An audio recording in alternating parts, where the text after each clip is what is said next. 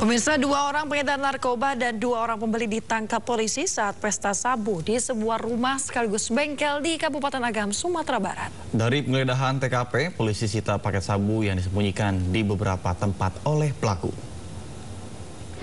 Mati hilang lagi. Amanang. Polisi gerebek sebuah rumah di Jorong Pulai Sungai Talang, Bukit Lurah, Kabupaten Agam, Sumatera Barat.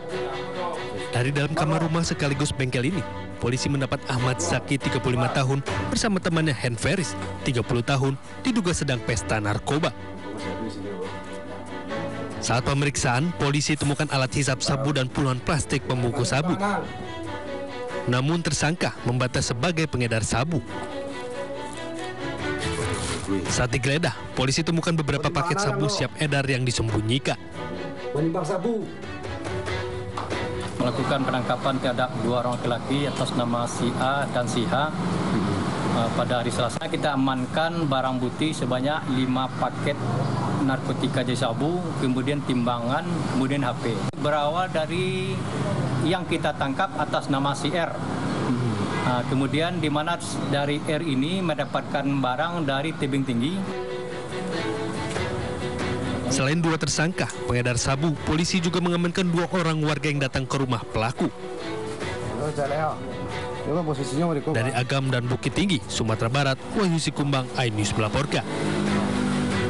Pemirsa, seorang ketua RT pergoki aksi pemuda yang akan mengambil narkoba jenis Sinte di Cipayung, Jakarta Timur. Warga pun resah dengan maraknya penyalahgunaan narkoba.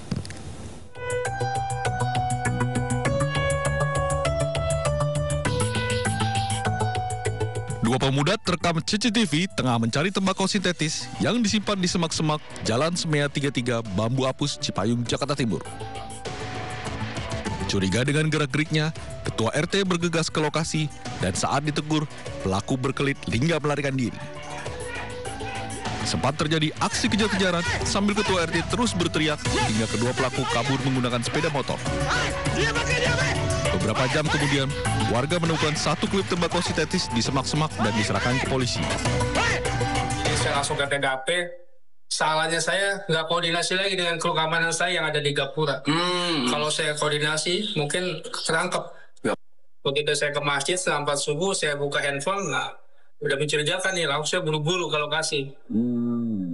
Lalu langsung dikejar? Langsung saya kejar, saya videoin pakai handphone. Usai kejadian ini, warga mengaku resah lantaran lingkungannya dijadikan lokasi terdapat peredaran narkoba. Dari Jakarta, Rio Manik, iNews melaporkan.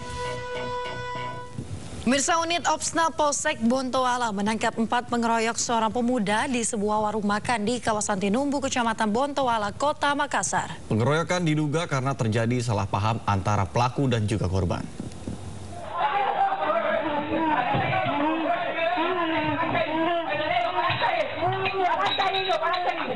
Video aksi pengeroyokan seorang pria di warung makan Jalan Tinumbu, Kecamatan Bontoala, Kota Makassar, Sulawesi Selatan viral di media sosial. Tak butuh waktu lama, polisi menangkap 4 pelaku usai korban secara resmi membuat laporan di Polsek Bontoala. Salah satu pelaku yang merupakan juru parkir ditangkap di depan minimarket. Polisi juga menangkap pelaku lainnya yang salah satunya masih di bawah umur. Mereka ditangkap saat asik bermain kartu hingga dini hari. Menurut polisi, pengeroyokan dilatar belakangi kesalahpahaman saat puluhan pemuda sedang asik nongkrong di pinggir jalan, tiba-tiba dilempari batu oleh orang tak dikenal. Para pelaku menuduh korban yang melempari mereka. Saat korban melintas, korban didatangi oleh 2 orang pelaku dan menanyakan apakah dia yang melakukan pelemparan. Tapi setelah ditanyakan itu, korban lari masuk ke dalam warung palu basah dan dikejar oleh para pelaku, dan di sana para pelaku melakukan kekerasan terhadap korban. Seluruh pelaku dalam proses pemeriksaan dan ditahan di Mako Polsek Bontoala. Para pelaku dijerat dengan pasal 170 KUHP dengan ancaman hukuman 6 tahun penjara. Dari Makassar, Sahrul Adiaksa, iNews melaporkan. Pemirsa, terekam kamera CCTV melakukan aksi curanmor. Seorang residivis curanmor yang sudah 5 kali keluar masuk penjara di Padang, Sumatera Barat ditangkap polisi. Guna menghindar dari terkait dengan kegiatan tersebut, Itulah Kang Le.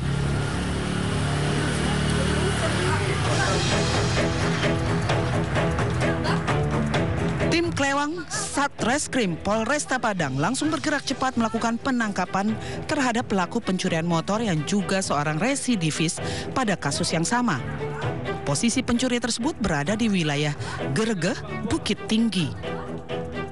Awalnya, petugas sempat kewalahan mencari keberadaan pelaku. Namun usaha pelaku bersembunyi di balik tumpukan kain di dapur rumah tersebut berhasil diketahui petugas. Pelaku pun tak dapat berkutik dan langsung diamankan kepolisian. Pelaku diketahui bernama Andre, seorang residivis kasus curanmor yang sudah 5 kali keluar masuk lembaga pemasyarakatan. Pelaku kita temukan berada bersembunyi di gulungan kain atau spray di tempat kain kotor di dekat dapur rumah adik si pelaku, tempat persembunyiannya. Dan si pelaku curanmor tersebut yang merupakan residivis sudah 5 kali keluar masuk lapas dengan kasus yang sama, yaitu sebagai pelaku curanmor juga. Jadi setelah kita amankan, langsung si pelaku tidak berkutik, kita langsung kita boyong bersama dengan jajaran tim opsional Bukit Tinggi yang ikut membantu kita, dan akhirnya si pelaku mengakui perbuatannya kalau memang benar si pelaku telah melakukan pencurian kendaraan bermotor 1 unit. Tersangka pun kembali harus meringkuk di balik jeruji besi penjara dan menjalani hukuman yang sama. Tersangka mengaku telah beraksi di 8 tempat kejadian perkara di wilayah hukum Kota Padang dan menjual hasil curiannya ke daerah Pariaman dengan harga 1 hingga 3 juta rupiah per unitnya. Atas perbuatannya, tersangka dijerat pasal tentang pencurian dengan kekerasan dengan ancaman hukuman di atas 9 tahun penjara. Pemirsa, motor milik karyawan minimarket di Desa Bangsal, Kecamatan Bangsal, Kabupaten Mojokerto dicuri komplotan pencuri kendaraan bermotor yang menggunakan mobil. Aksi komplotan tersebut pun terekam kamera pengawas CCTV.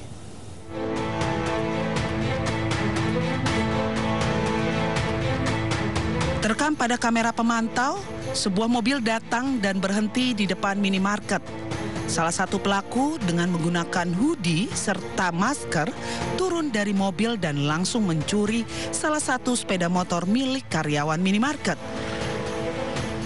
Peristiwa pencurian ini terjadi di sebuah minimarket di Jalan Raya Desa Bangsal, Kecamatan Bangsal, Kabupaten Mojokerto. Diduga pelaku lebih dari 2 orang yang berada di dalam mobil. Si empunya motor baru mengetahui motor miliknya hilang pada pukul 2 dini hari saat hendak menyapu halaman toko dan melihat kondisi motornya sudah tidak ada di tempat parkiran. Terpantau dari kamera CCTV, aksi pencurian terjadi sekitar pukul 23:51 waktu Indonesia Barat. Pencurinya itu pakai masker, terus pakai hoodie warna putih, dan ada komplotan nih Mas, pakai Honda Brio. Mobil? Sekitar 3-4 orang kayak di dalam. Yang satu itu kan masuk, kayak lihat kondisi anak-anak di dalam. Terus dianya yang satunya keluar, terus keluar lagi satu yang ambil sepeda saya itu. Agak gemuk, tinggi, besar gitu anak yang ambil sepeda. Motornya sudah dikunci stang? Sudah. Nah tapi kesalahan saya itu nggak tak tutup gitu Mas, tak kunci setir, tapi nggak tak tutup itunya. Apanya lubangnya itu loh. Jadi langsung bisa dipaksa kayak ya, langsung bisa itu balik gitu. Mas sudah? Scoopy motornya. Sudah lapor polisi? Sudah. Kapan? Kemarin sudah langsung lapor polisi Pak.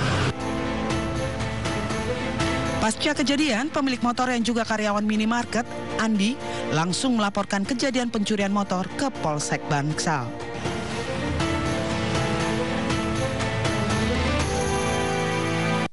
Pemirsa, 3 jenazah kru stasiun TV korban kecelakaan maut di Tol Pemalang, Jawa Tengah diantar kedua lokasi berbeda. 2 jenazah yakni Alwan Syahmidi dan Marwan dibawa ke Jakarta, sedangkan jenazah Sunardi langsung diantar ke Magetan. Iring-iringan ambulans mengantar jenazah 3 jenazah kru TV korban kecelakaan maut di Tol Pemalang, Jawa Tengah keluar dari RS Al-Ikhlas sekitar pukul 18.20 waktu Indonesia Barat. Jenazah Sunardi langsung diantar ke kampung halamannya di Magetan, Jawa Timur. Sementara dua jenazah yakni Alwan Syahmidi dan Marwan dibawa kantor stasiun TV kawasan Pulau Gadung, Jakarta. Setibanya di Jakarta akan dilakukan doa bersama dan selanjutnya dilepas menuju ke rumah duka yakni di Depok dan juga di Bekasi.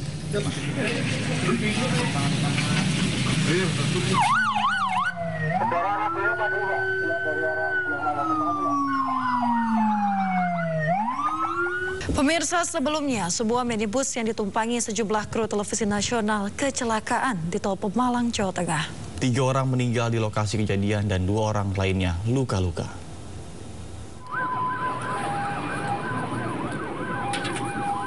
Detik-detik pasca kecelakaan minibus yang ditumpangi sejumlah kru televisi nasional di kilometer 315 Tol Pemalang, Jawa Tengah terekam video amatir pengendara lain.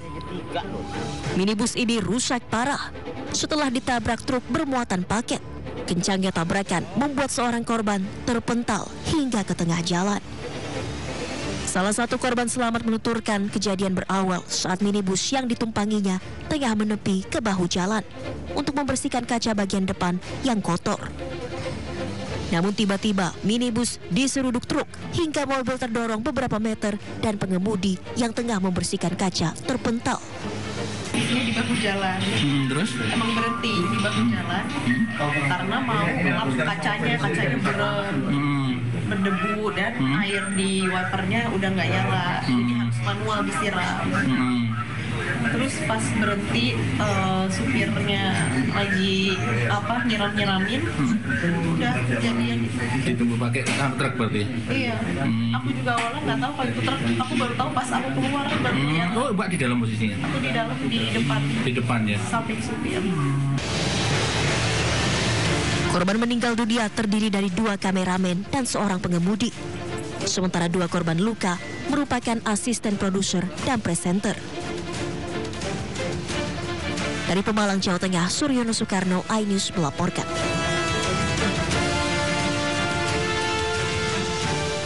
Dan berikut kronologi kecelakaan yang dibeberkan Kabid Humas Polda Jawa Tengah Kombes Pol Artanto.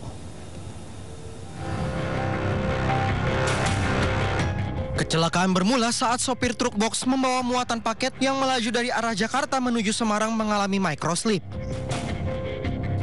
Truk box kemudian oleng ke kiri dan menabrak minibus berpenumpang kru stasiun televisi yang sedang berhenti di bahu jalan tol.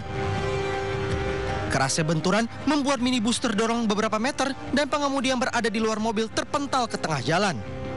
Saat kejadian, pengemudi tengah membersihkan kaca depan minibus yang buram lantaran air pembersih kaca tidak keluar.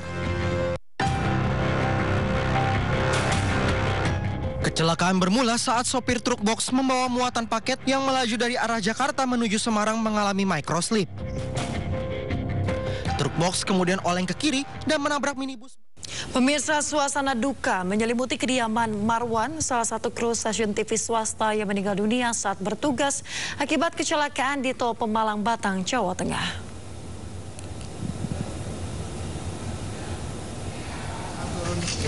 Usai disolatkan di rumah duka di perumahan Permata Cimanggis, Tapos, almarhum Marwan dimakamkan di TPU yang tidak jauh dari rumahnya pada pukul 1 dini hari tadi. Isak tangis keluarga dan kerabat tak terbendung saat jenazah dimasukkan ke liang lahat. Istri almarhum Marwan, yakni Hermiyanti, mengatakan dirinya berkomunikasi dengan suaminya jam 5 subuh sebelum kecelakaan terjadi. Hermiyanti baru mengetahui kabar duka saat membuka ponsel ada pesan dari temannya, namun belum yakin. Dirinya akhirnya tahu saat melihat pemberitaan di TV. Almarhum Marwan, sosok yang berdedikasi tinggi ini, meninggalkan 1 istri dan 4 putri. Komunikasi terakhir tadi jam 5. Saya kalau suka keluar kota suka saya tanya kalau jam 5 itu di mana, karena betul jam udah bangun gitu kan. Terus dia bilang masih di daerah Tegal, kata. Oh udah aku sholat di sini aja, kata gitu. Sebentar mampir, oh ya udah. Bentar lagi mau OTW, kata dia, ke Pemalang. Udah itu terakhir, pas dia WA terakhir itu jam 5. Pemirsa, lagi-lagi rombongan wisata anak sekolah mengalami kecelakaan. Minibus yang membawa rombongan siswi SMK hilang kendali di jalur wisata Prigen, Pasuruan, Jawa Timur. 4 orang siswi SMK luka, seorang korban menuturkan saat penumpang minibus sudah diminta banyak baca doa.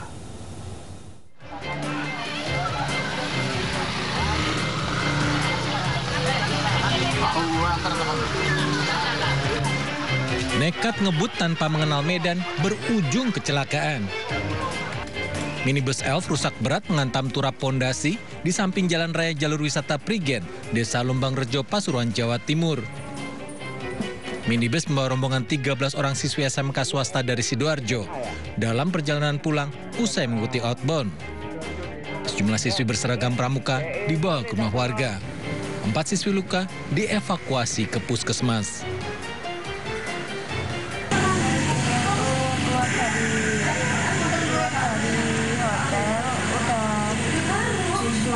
Banyak dibilang. Terus habis itu di tikungan sini Prigen itu oleng kayak goyang gitu alatnya.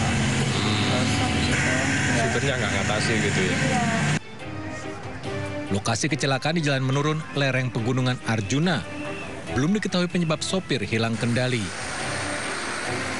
Rombongan SMK 2 Antartika Sidoarjo dengan penumpang 13 orang berjalan dari Hotel Permata Biru Prigen dalam rangka kegiatan outbound bertujuan kembali ke Sidoarjo. Akibat laka tersebut 4 korban luka ringan. Dugaan sementara, sopir tak mengenal medan namun tetap menjalankan kendaraan dalam kecepatan cukup tinggi. Dari Pasuruan, Jawa Timur, Jaka Samudra, iNews melaporkan. Terima kasih Anda masih bersama kami di Sindo Today. Pemirsa, ribuan buruh melakukan selebrasi setelah MK mengabulkan sebagian gugatan uji materi Undang-Undang Cipta Kerja.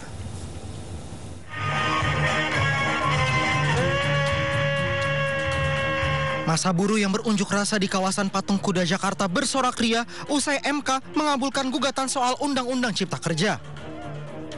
Masa tampak sujud syukur dan bersorak usai MK mengabulkan gugatan soal aturan tenaga kerja asing di Indonesia. Sebelumnya Mahkamah Konstitusi menggelar sidang putusan hasil uji materi Undang-Undang Cipta Kerja. Uji materi dalam sidang ini dilakukan untuk mengkaji ulang klaster peraturan ketenaga kerjaan yang dianggap merugikan pekerja. Diketahui uji materi terhadap Undang-Undang Cipta Kerja ini diajukan oleh Partai Buruh yang menggugat sebanyak 93 petitum atau tuntutan. Di antaranya adalah masuknya tenaga kerja asing, kontrak kerja, sistem kerja outsourcing, upah murah, pesangon rendah, dihapusnya beberapa cuti panjang dan hak-hak pekerja wanita. Terkait hal itu, MK setidaknya mengabulkan pengujian konstitusional 21 norma dalam Undang-Undang Cipta Kerja yang dimohonkan. Sementara itu, satu pasal yang dimohonkan tidak dapat diterima sedangkan permohonan selain dan selebihnya ditolak karena tidak beralasan menurut hukum. 9 hakim menyatakan bahwa 22 norma hukum di Omnibus Law Undang-Undang Cipta Kerja, khususnya klaster ketenaga kerjaan, adalah tidak berkekuatan hukum lagi. Jadi dengan kata lain, inkonstitusional. Walaupun ada sebagian yang masih dinyatakan inkonstitusional bersyarat. Tapi secara umum dinyatakan inkonstitusional.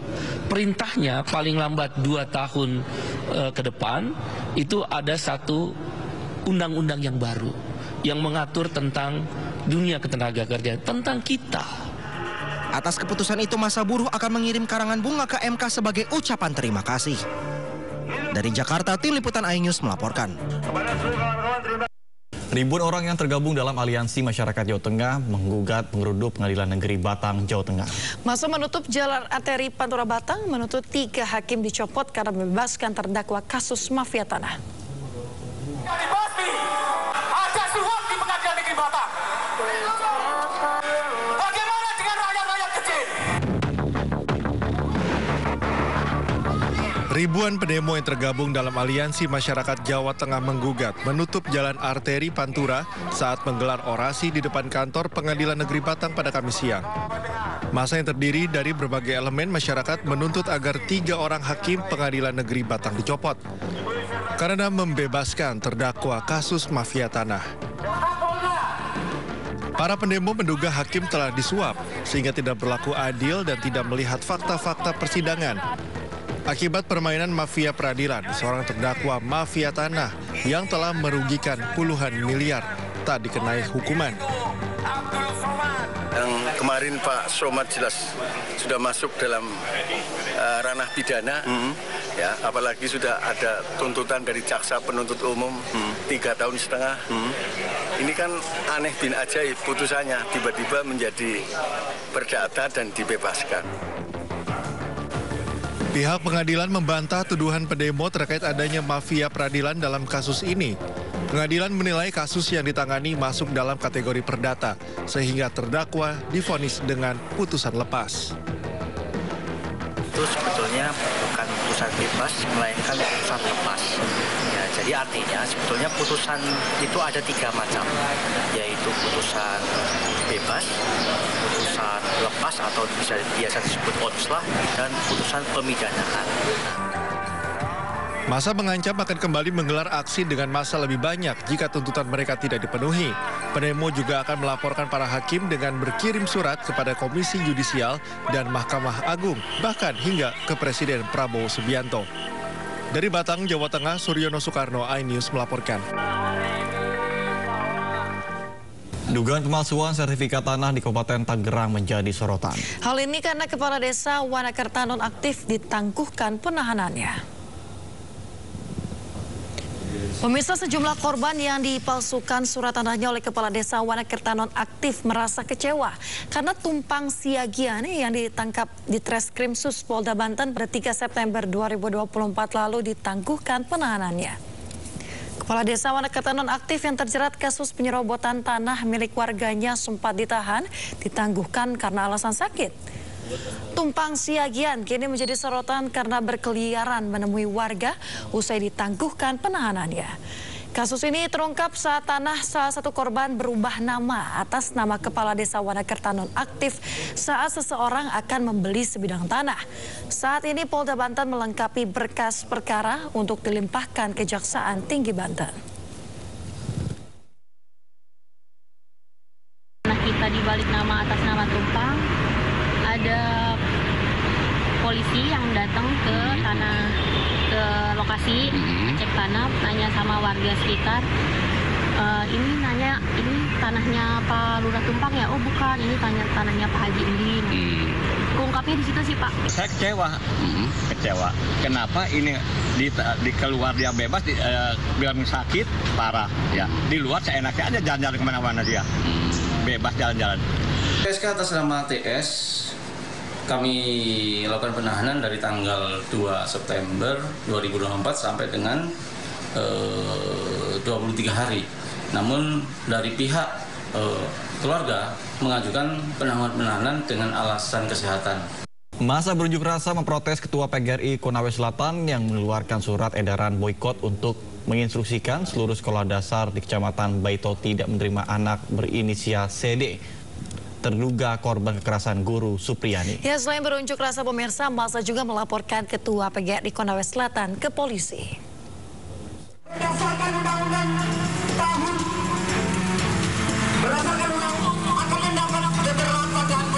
Masa aksi dari Barisan Pemuda Pemerhati Daerah Sulawesi Tenggara menggelar aksi unjuk rasa di kantor Polda Sulawesi Tenggara pada Kamis siang. Unjuk rasa terkait protes terhadap Ketua PGRI Konawe Selatan yang mengeluarkan surat edaran boikot untuk menginstruksikan seluruh sekolah dasar di Kecamatan Baito tidak menerima anak berinisial CD terduga korban kekerasan guru Supriyani. Tidak hanya berunjuk rasa, massa juga kemudian menuju ruang unit PPA Direktorat Kriminal Umum Polda Sulawesi Tenggara untuk melaporkan Ketua PGRI Konawe Selatan.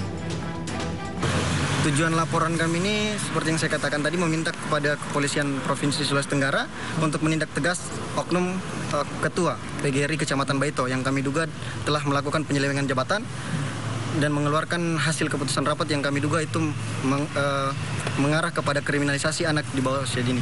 Melarang anak sekolah ya? Iya, melarang anak sekolah. Sementara itu, Ibu korban Nur Fitriana sangat menyayangkan adanya surat yang dikeluarkan Ketua PGRI Konawe Selatan. Saya sangat menyayangkan dengan adanya surat edaran dari PGRI Kecamatan Baito yang mengeluarkan anak saya dari sekolah dan melarang seluruh sekolah di Kecamatan Baito untuk menerima anak saya bersekolah. Saya juga sangat merasa sedih karena anak saya sudah tidak bersekolah selama seminggu lebih sejak adanya surat edaran dari PGRI Kecamatan Baito.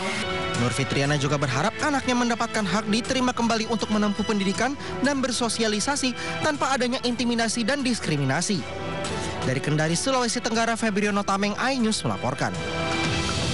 Sidang kasus penganiayaan oleh guru honorer Supriyani berlanjut di Pengadilan Negeri Andolo, Sulawesi Tenggara dengan agenda pemeriksaan saksi. Dalam sidang ini terungkap pemirsa perbedaan keterangan antara saksi-saksi dan juga bukti-bukti yang ditampilkan.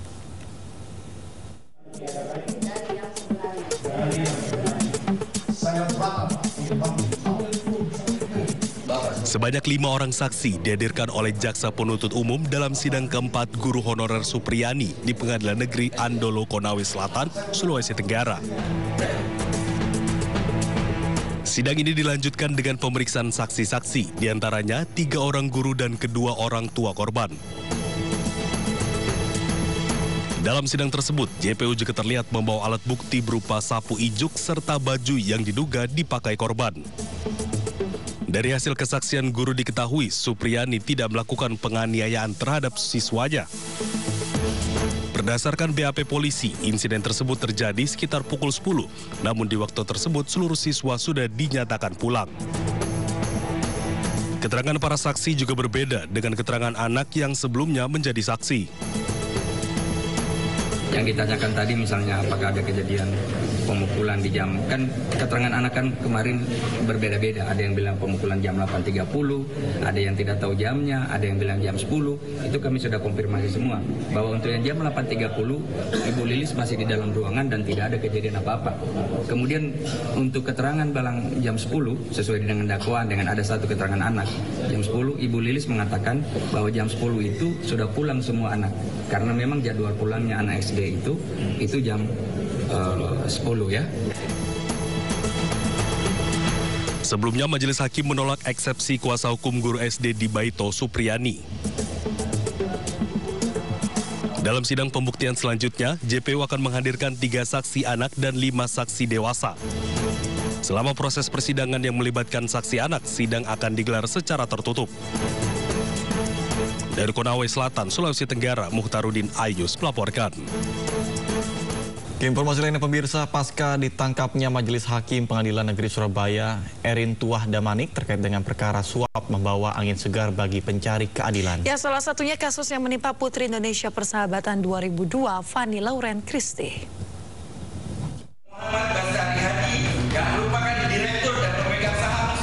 Mantan Putri Indonesia Persahabatan 2002 Fanny Lauren Christie menggelar mediasi dalam perkara penundaan kewajiban pembayaran utang atau PKPU di Pengadilan Negeri Surabaya.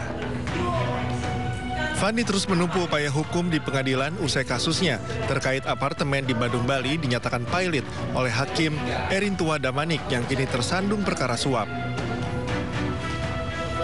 Fanny menilai banyak kejanggalan hingga pihaknya melaporkan ke Komisi Yudisial. Saya juga sudah bersurat kepada Kejati, Kejaksaan Agung, dan ke Mahkamah Agung untuk di cross-check, dianulir dan dipantau dengan perkara saya yang ini. Tadi hakim pengawas belum bisa menjawab, jadi meminta semuanya untuk bersurat kepada beliau dan itu akan dijadikan bahan pertimbangan. Diketahui, Fanny menghadapi perkara PKPU berawal dari sengketa investasi bisnis properti apartemen antara 3 rekannya yang berstatus warga negara asing. Dari Surabaya, Jawa Timur, Rahmat Ilyasan, iNews melaporkan. Beralih ke informasi seputar pilkada pemirsa, debat publik pertama pemilihan gubernur dan wakil gubernur Sumatera Utara 2024 berlangsung sengit. Ya, dalam debat ini perang yel-yel dan saling sindir terjadi. Saya rasa harus ada tata tertib yang diikuti di sini.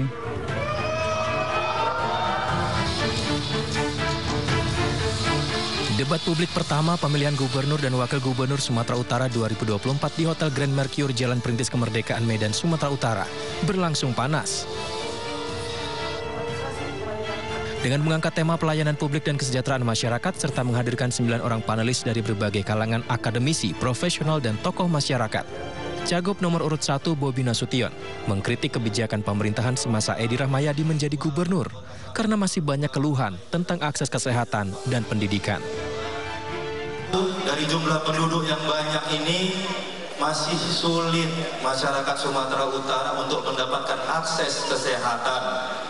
Kami keliling di Provinsi Sumatera Utara, di kabupaten kotanya masih banyak yang mengeluh tentang akses kesehatan. Masih banyak yang ngeluh tentang pendidikan. SMA, SMK yang kami temui para petani, nelayan, ibu rumah tangga mengeluh anaknya masih dikenakan kutipan untuk SMA dan SMK. Ini meresahkan tentunya. Sementara itu, Edi Rahmayadi dengan lantang menegaskan masih banyak tugas di Sumatera Utara yang harus dilanjutkan untuk diselesaikan. Cagup nomor urut 2 ini akan membangun desa dan menatap kota, membawa Sumatera Utara unggul dan maju dengan ikhtiar dan usaha. Ikhtiar dan usaha kami akan menunaikan tugas, menunaikan yang belum terselesaikan. Kami yakin rakyat Sumatera Utara menunggu kami untuk membesarkan Sumatera Utara yang bermartabat. Pada malam ini kami menyampaikan tagline membangun desa, menata kota. Dengan visi menjadikan Sumatera Utara yang unggul, maju. Dalam debat publik pertama ini, kedua pendukung pasangan calon juga terlibat perang yel-yel. Bahkan Bobi Nasution sempat terdiam sejenak menyampaikan datanya dan merasa perlu menghormati tata tertib untuk para pendukung yang berteriak. Saya rasa harus ada tata tertib yang diikuti di sini.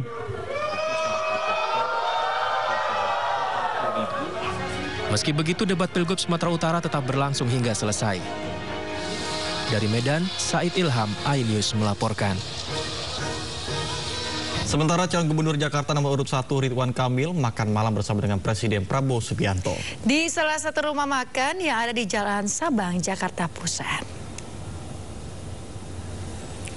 Pemirsa, kebersamaan makan malam antara Ridwan Kamil bersama Presiden Prabowo Subianto diunggah di media sosial Ridwan Kamil. Ada beberapa pesan yang disampaikan Presiden Prabowo Subianto kepada Ridwan Kamil saat makan malam bersama yang diselingi diskusi mengenai beberapa hal, di antaranya agar RK tidak mudah menyerah, tetap semangat dalam tugas apapun. Makan malam yang dilakukan Ridwan Kamil bersama Presiden ini dilakukan selama 1 jam. Dalam unggahannya, Ridwan Kamil mengaku seperti menerima rezeki karena dapat makan malam serta diskusi dengan seorang presiden.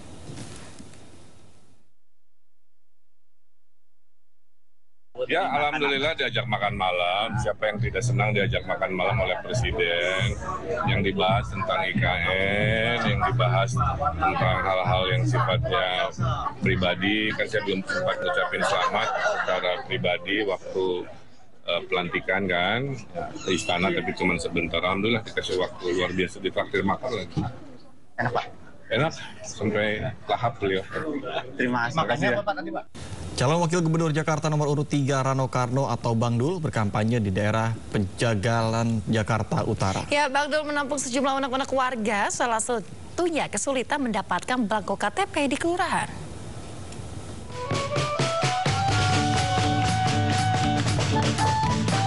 Kedatangan calon Wakil Gubernur Jakarta nomor urut 3 Rano Karno alias Sidul ke wilayah RW 08 Penjagalan, Jakarta Utara disambut meriah warga. Alunan musik dan nyanyian dari anak-anak muda Penjagalan menambah kemeriahan suasana kampanye Sidul. Didampingi anggota DPRD Darmadi Durianto, Sidul pun menyalami warga Penjagalan. Banyak warga mengeluhkan kepada Sidul terkait persoalan sulitnya mendapatkan belangko KTP di kelurahan. Dalam agenda kampanyenya, Sidul berorasi dan menyampaikan program-program unggulan, seperti menaikkan insentif RT/RW, petugas posyandu, Jumantik, dan Dasa Wisma, serta pembangunan balai rakyat dan membuka pameran kerja di setiap kecamatan. Bang, belangko KTP habis. Masa si KTP lama? Makanya saya bilang, saya belum bisa jawab karena kan abang belum di sana. Karena kan terindikasi apakah Dukcapil ini harus merubah KTP. Karena Jakarta itu kan daerah khusus ibu kota, KTP lama nih. Sekarang bukan menjadi daerah khusus ibu kota. Apakah harus itu tentu menjadi kebijakan dari DPRD. Saya jujur belum bisa jawab. Selain melakukan agenda kampanye, Sidul juga bersuah foto bersama warga Pejagalan Jakarta Utara. Dari Jakarta, Endang Priyono, iNews melaporkan. Elektabilitas pasangan calon gubernur dan wakil gubernur Jakarta nomor urut 1 Ridwan Kamil Suswono kembali unggul dalam hasil lembaga survei. Ya, kali ini elektabilitas pasangan Ridho mengungguli dua paslon lainnya dengan elektabilitas 47,8% dan selangkah lagi untuk bisa menang satu putaran.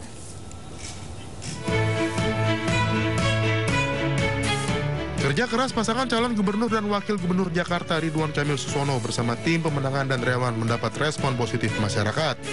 Dalam hasil survei yang dirilis Parameter Politik Indonesia, elektabilitas pasangan Ridho unggul dari dua pasangan lainnya dalam kontestasi Pilkada Jakarta. Ridwan Kamil Suswono meraih elektabilitas 47,8%, disusul pasangan Pramono Rano dengan elektabilitas 38% dan paslon independen Dharma Kun dengan elektabilitas 4,3%. Survei ini dilakukan terhadap 1.200 responden pada 21 hingga 25 Oktober. Dari hasil temuan lainnya, motif pemilih pasangan RK Suswono didominasi oleh faktor kinerja, kepemimpinan, serta kesukaan terhadap figur yang dianggap baik dan berpengalaman. Dengan terus melonjaknya elektabilitas pasangan yang diusung Koalisi Indonesia Maju Plus ini, optimis mampu memenangkan Pilkada Jakarta dalam satu putaran. Tim Liputan iNews melaporkan.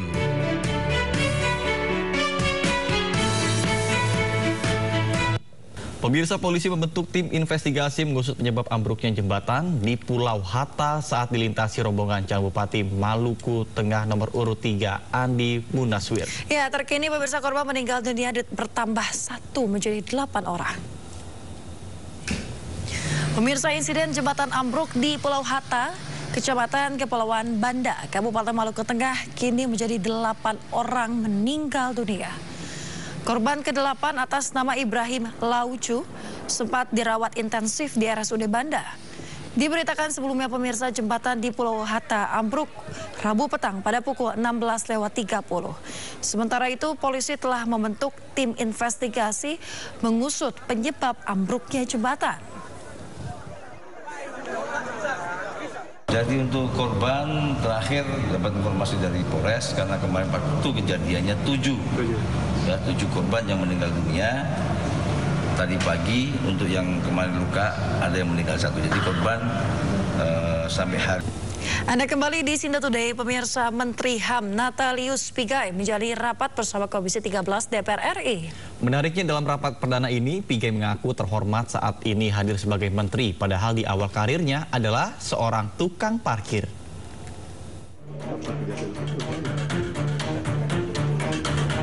Kementerian Hak Asasi Manusia menggelar rapat perdana bersama DPR RI hari ini.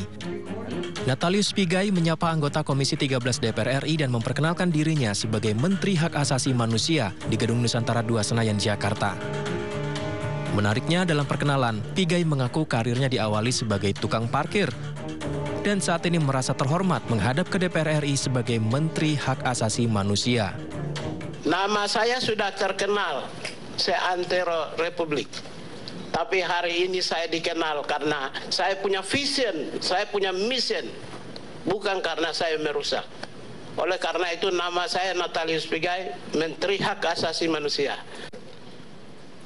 Karena saya sendiri berasal dari tukang parkir, Pak, dulu di Depnaker Trans.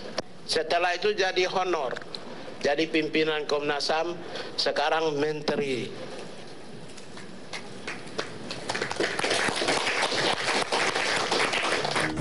Dalam rapat perdananya ini, Pigai mengatakan isu HAM sering tak menjadi fokus di DPR RI. Namun saat ini dia menilai hak asasi manusia akan menjadi atensi lebih oleh DPR RI. Tim Liputan iNews melaporkan. Pemirsa, Wakil Ketua Komisi 13 DPR RI, Andreas Hugo Pareira, menyoroti pernyataan Menteri Hak Asasi Manusia Natalius Pigai yang meminta anggaran tambahan kementeriannya dari 64 miliar menjadi 20 triliun rupiah. Menurut Andreas, sebelum dilakukan, sebaiknya hal ini dibahas di internal pemerintahan terlebih dahulu. Apalagi Presiden Prabowo Subianto sudah mengingatkan soal efisiensi anggaran.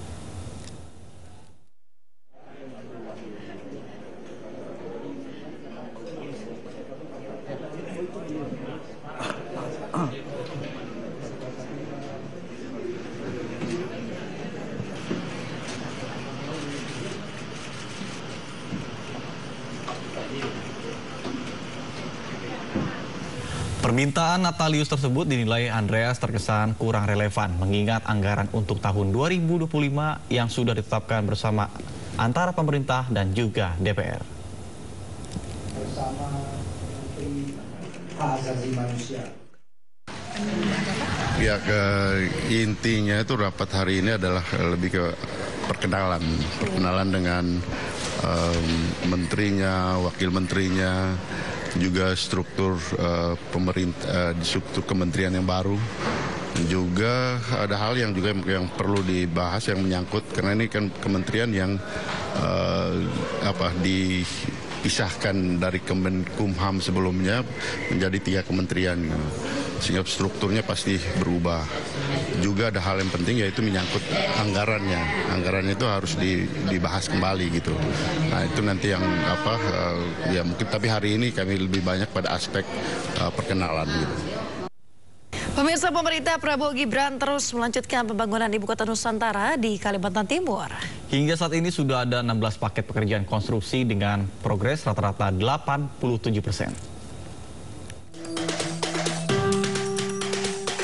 Hingga saat ini sudah ada 51 pemrakarsa yang melakukan pembangunan di Ibu Kota Nusantara dan sudah ada 16 paket pekerjaan konstruksi dengan progres rata-rata 87%. Tercatat ada beberapa bangunan yang dibangun oleh pihak swasta yang sudah selesai, yaitu Hotel Nusantara, Telkom Smart Office, PLTS IKN 5 MW, dan Pusat Pelatihan PSSI. Ada pula beberapa bangunan yang belum selesai seperti hotel dan rumah sakit yang dibangun oleh pihak swasta. Deputi Sarana dan Prasarana Otorita IKN Danis Hidayat Sumadilaga mengungkapkan untuk progres infrastruktur yang dibangun oleh Kementerian PUPR, yakni Kompleks Kepresidenan yang terdiri dari Istana Garuda, progresnya mencapai 99,1%. Istana Negara dan Lapangan Upacara progresnya 87,6%, serta Kantor Sekretariat Presiden yang progresnya sudah 94%.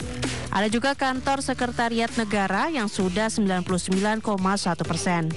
Pada saat ini juga terdapat ekosistem terbangun 2024 dengan progres pembangunan infrastruktur 100% atau telah selesai. Ini yang dilakukan oleh pihak lagi-lagi adalah investor ataupun non-APBN, yaitu 1 Hotel Nusantara, Pusat Pelatihan PSSI. Sebetulnya Pusat Pelatihan PSSI ini adalah kombinasi antara dari FIFA dan juga ada dukungan APBN.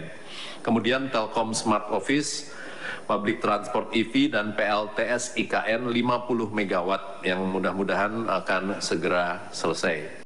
Sementara itu, pembangunan kantor Kementerian Koordinator Kementerian PUPR masih mengacu pada Kemenko yang ada saat pemerintahan Presiden Joko Widodo yang berjumlah 4 Kemenko. Rincian progres pembangunannya yakni Gedung Kemenko 1 sudah 94%, Kemenko 2 sudah 61,2%, Kemenko 3 sudah 85,4%, dan Gedung Kemenko 4 sudah 92,1%. Total di dalam kompleks kantor Kemenko terdapat 4 gedung sehingga total gedung yang ada sebanyak 16 unit.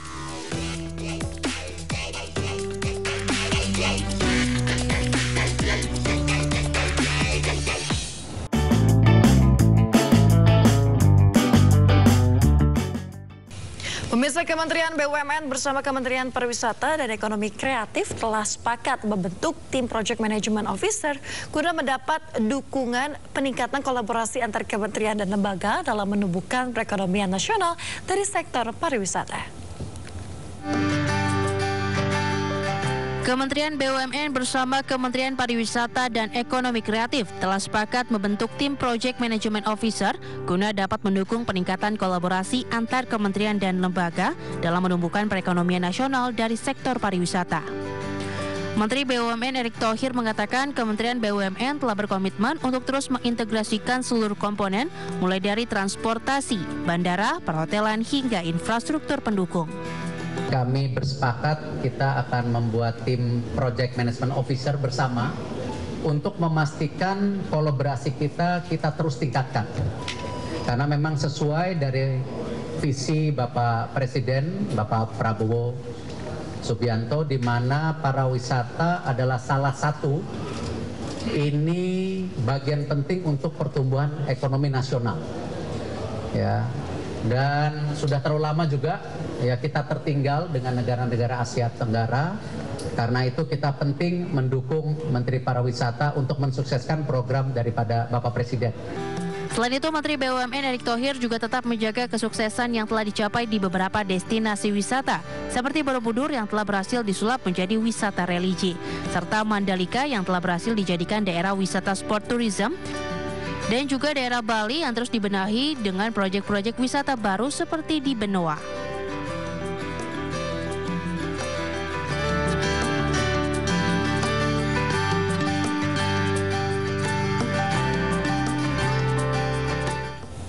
Sementara itu, pemirsa, Kementerian Pariwisata menyatakan terus berupaya membuat harga tiket penerbangan lebih terjangkau. Menteri Pariwisata yakin dengan turunnya harga tiket, target wisatawan mancanegara sebanyak 14 juta dapat segera tercapai. Menteri Pariwisata Widianti Putri Wardana mengaku akan terus berkoordinasi dengan kementerian dan lembaga terkait dengan soal penurunan harga tiket pesawat. Pasalnya, dengan harga tiket penerbangan lebih terjangkau, target wisatawan mancanegara sebanyak 14 juta dapat tercapai. Selain itu, Menpar Putri Wardana juga akan mengoptimalkan aksesibilitas dan transportasi. Widianti menambahkan, selain berupaya agar harga tiket penerbangan lebih murah, Kementerian Pariwisata pun terus berupaya mempromosikan pariwisata yang berkualitas dan juga menggencarkan pariwisata Indonesia ke luar negeri dengan cara ikut mempromosikan destinasi wisata di Indonesia ke high quality tourism. Tentu kita akan promosikan lebih ke high quality tourist, menggalakkan promosi ke luar negeri lebih banyak lagi, tapi mengenai aksesibilitas ya, transportasi, harga tiket yang terjangkau, kita harus segera atasi bersama KL yang lainnya supaya Wisman dan Wisnus terutama bisa travel di Indonesia lebih murah.